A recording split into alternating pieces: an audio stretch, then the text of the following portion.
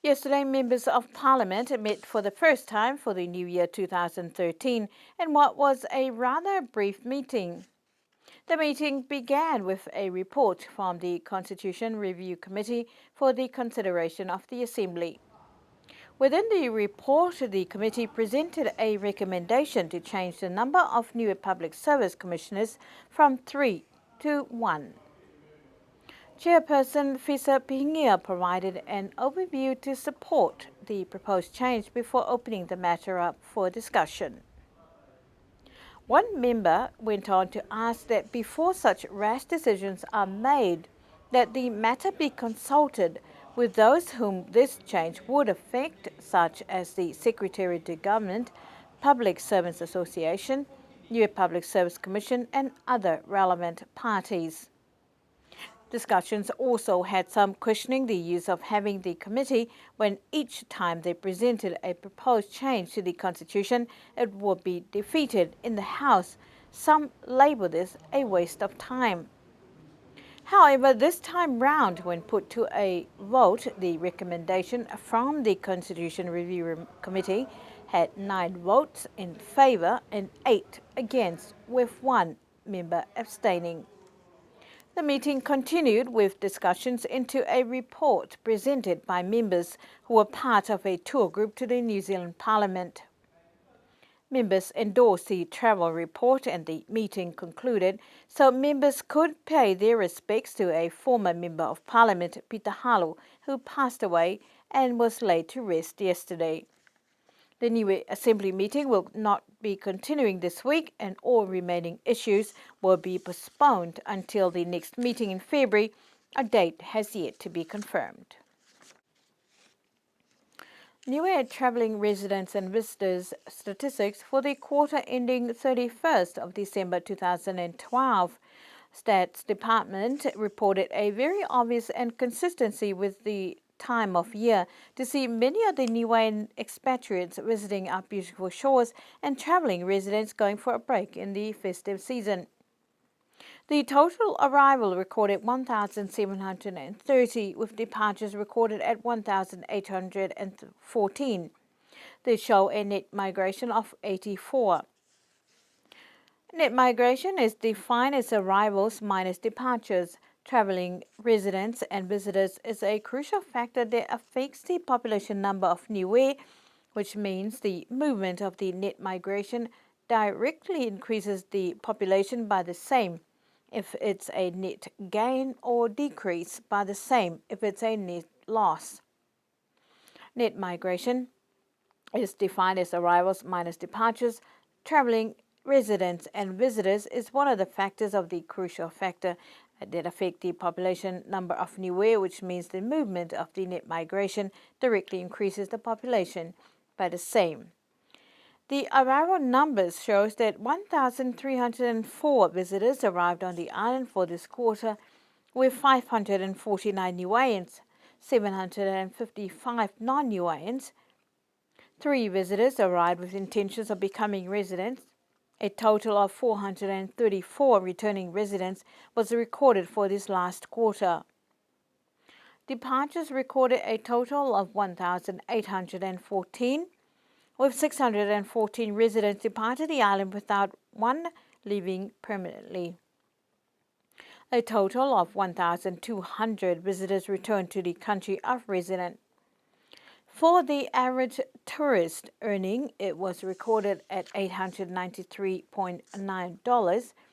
Niuean visitors spending an average of $154.01. Non-Niuean visitors spent $699.08. The total visitors recorded for the island in 2012 was 5,093.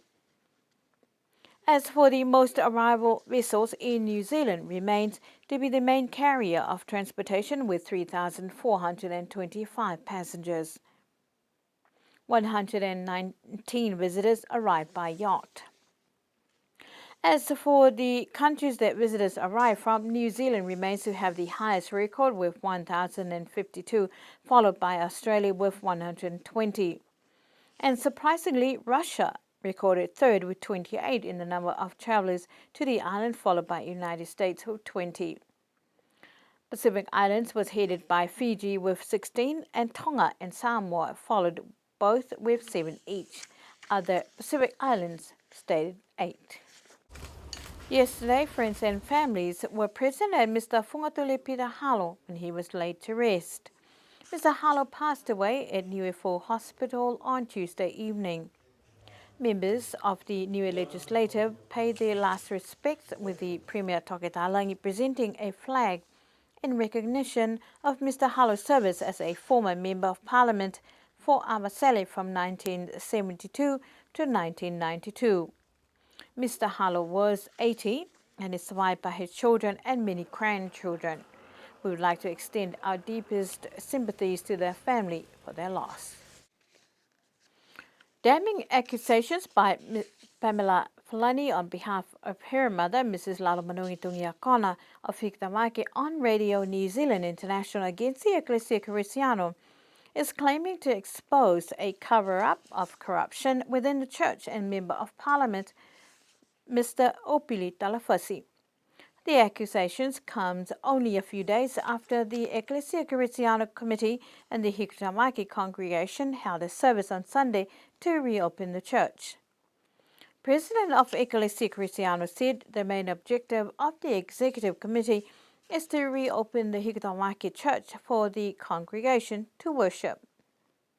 However, a legal action is alleged to have been filed by proclaimed land and building owner of the Hikitamaki Church, Mrs. Lalomanungi Tungiakona, against Member of Parliament and Deacon of the church, Mr. Opili Talafasi, for closing the church last year, as well as claims of corruption and a cover-up by the Ecclesia Christiana Niue.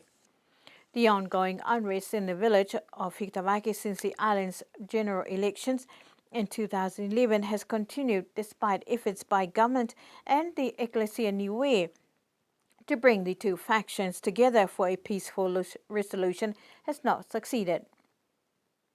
It has also landed 2 young people in jail, in which one is still serving more than 2 years for burnt buildings and a gunshot victim. It is yet to determine when and how the civil unrest will resolve. Online reporting is the new way of monitoring progress of projects, with a new system developed through the United Nations Convention to Combat Desertification, or UNCCD. This week, Niue's Sustainable Land Management Project stakeholders have been in training to learn how to use the PRAISE, that is the Performance Review Assessment Implementation System. We spoke with SPREP's Environmental Planning Officer, Mr. Tepas Suaesi, about the new system online. The idea is to use online.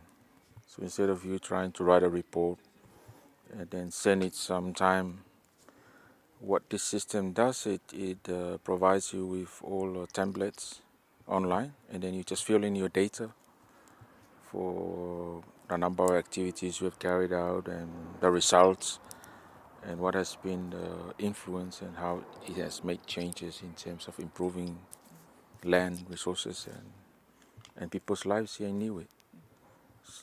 That's the whole idea, is to train on how to use this online reporting system, and also building a team that will collect the data every year. And since it's done, this reporting is done every 2 years. This is for an international convention, an agreement on how the community will do it at all levels, from the grassroots up to the whole global community. So since it's difficult to have all this reporting done in the usual way of writing and sending it sometime, but now we have the World Wide Web, so they decide just use that opportunity to get the information as fast as possible and make all the analysis in one whole place. Using the most modern technology to share information also poses questions of security of information on the system and accessibility. This is one of the really good things about this system. You don't have to design any other monitoring system. It's now in place, and it's got It's provided space for you to save all the relevant documents, and it's safe there, it's secure there. Anytime you need it, you just go online, go to your account, and get all that information back for your planning purposes. So it's not like the usual thing that it's lost in somebody's computer, some stuff has gone on, and you couldn't find it anywhere. But with this system in place, in which it's under the management of the Convention Secretariat, the UN system, so you don't worry about all that sort of the back end of the system. All you need to worry about now is getting your information in there so that it's safely secured there. And anytime you want to re-access it and get it back for your, it's already secured there. NIWA's first report is about 90% complete, and those in the training have all contributed to what will be a comprehensive report for the past 2 years.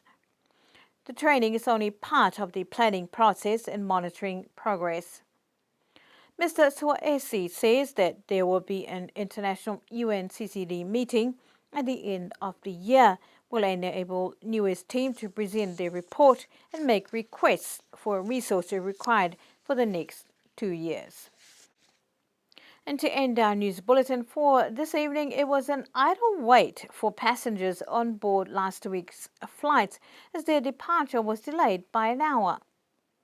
In New Zealand, agents on the island Plenty's Travel said there was a slight delay, but no report was received from the island about the cause of the hold-up.